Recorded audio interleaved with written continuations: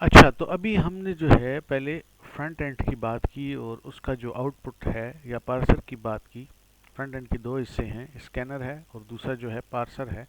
और उसका जो आउटपुट है आपके पास आईआर आता है, ठीक है ना।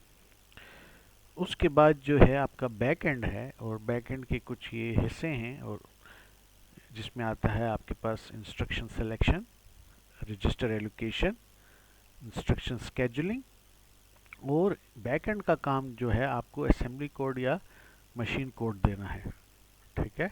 ऐसा नहीं है आपके पास एसटी आ जाए तो आप उसको एग्जीक्यूट नहीं कर सकते, उसका कोई फ़ायदा नहीं है, ठीक है ना। तो उसको कन्वर्ट करना है असेंबली कोड में या मशीन कोड में और बाद में आखिर में वो जो लिंकर लोडर वाली बात है एग्जीक्यूटेबल रन होता है। खैर उसमें अभी हम नहीं जा रहे। और साथ साथ जो है आपके पास ये जो स्टेप्स हैं एरर्स भी प्रोड्यूस करते हैं, ठीक है। यहाँ पर मैं ये बताता चलूँ कि बैक एंड जो है फ्रंट एंड से इंडिपेंडेंट होता है। अगर फ्रंट एंड किसी भी लैंग्वेज का है, for example C plus plus का है, जावा का है या फोर्ट्रन का है, और अगर आईआर उसी फॉर्मेट में है जिस फॉर्मेट में बैकएंड को चाहिए, तो फिर काम हमारा ठीक होगा।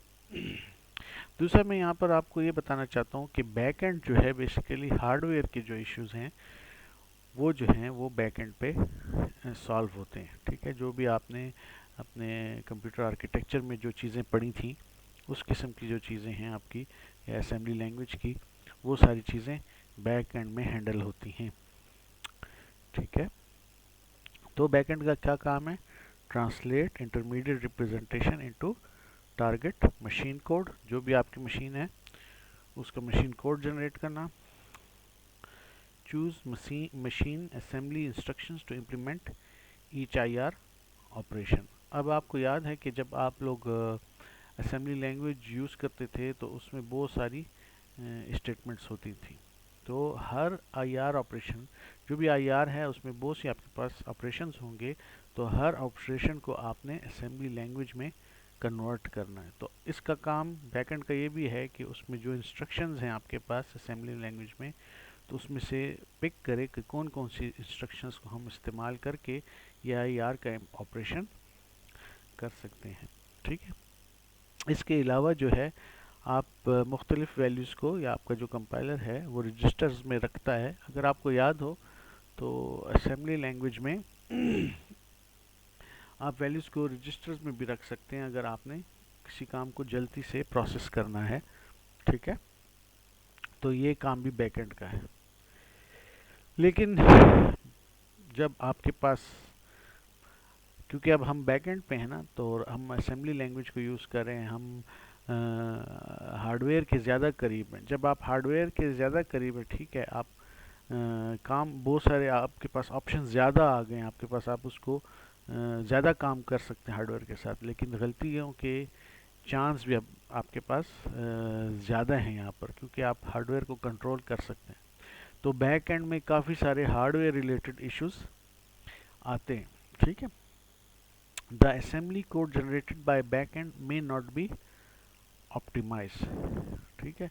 तो अभी तक हम पहले बात करते आ रहे थे डाटा स्ट्रक्चर की, हमने बात की असेंबली और एनालिसिस ऑफ एल्गोरिथम्स की हमने बात की, कंप्यूटर आर्किटेक्चर की बात की कि इन सब चीज़ों को अच्छा होना चाहिए अगर आप एक प्रोग्राम को अच्छे तरीके से रन करना चाहते हैं। लेकिन यहाँ पर ये याद रखें कि अगर आपका ये सब चीज़ें अच्छी हैं, आपका प्रोग्राम बड़ा अच्छा है, आपका कंप्यूटर बहुत अच्छा है, लेकिन अगर आपके कंपाइलर का बैक एंड जो है ऑप्टिमाइज नहीं है, तो आप उसको रन करेंगे लेकिन वो काफ़ी ज़्यादा टाइम लेगा। और ये सब एग्जांपल्स मौजूद हैं कि ऑप्टिमाइज, अक्सर कंपाइलर जो होते हैं ख़ास मशीनों के लिए ऑप्टिमाइज होते हैं। फॉर एग्जांपल आप इंटेल से जो है आप ऐसा कंपाइलर डाउनलोड कर सकते हैं जिसका बैकएंड ऑप्टिमाइज है इंटेल की मशीन के लिए, ठीक है। यानी वो ऐसा प्रोग्राम आपको कंपाइल करके देगा जो कि इंटेल की मशीन पे तेज चलेगा, ठीक है। अच्छा, इसके अलावा और कौन कौन से इश्यूज हैं जो कि आपके पास आ सकते हैं बैकएंड में? बफर ओवरफ्लो का इशू आ सकता है, जिसमें आपका जो प्रोग्राम है वो दूसरे प्रोग्राम के हिस्से को यूज़ करना शुरू कर देता है।